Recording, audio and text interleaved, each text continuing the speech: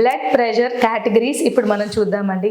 Normal blood pressure అంటే systolic BP 120 కన్నా తక్కువ ఉంటుంది, డయాస్టోలిక్ బీపీ 80 కన్నా తక్కువ ఉంటుంది.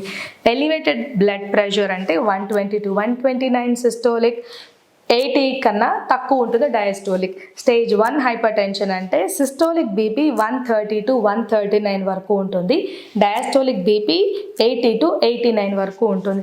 స్టేజ్ 2 హైపర్ టెన్షన్ అంటే సిస్టోలిక్ బీపీ 140 దాటిపోతుంది, డయాస్టోలిక్ బీపీ అనేది 90 కన్నా ఎక్కువ ఉంటుంది.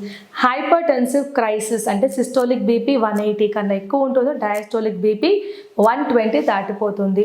సో మీరు ఏ బ్లడ్ ప్రెషర్ కేటగిరీలో ఉన్నారో దాన్ని బట్టి మెడికేషన్ ఇవ్వడం అనేది జరుగుతుంది. మరి మీరైతే తీసుకునే ఆహారంలో సాల్ట్, ఉప్పు 5 గ్రాముల కన్నా తక్కువ ఉండాలి. Dietary approach to stop hyper tension అంటే వాటర్ ఎక్కువగా తాగండి. ఫ్రెష్ ఫ్రూట్స్, వెజిటబుల్స్, ఆకుకూరలు, కూరగాయలు ఎక్కువగా తీసుకోండి.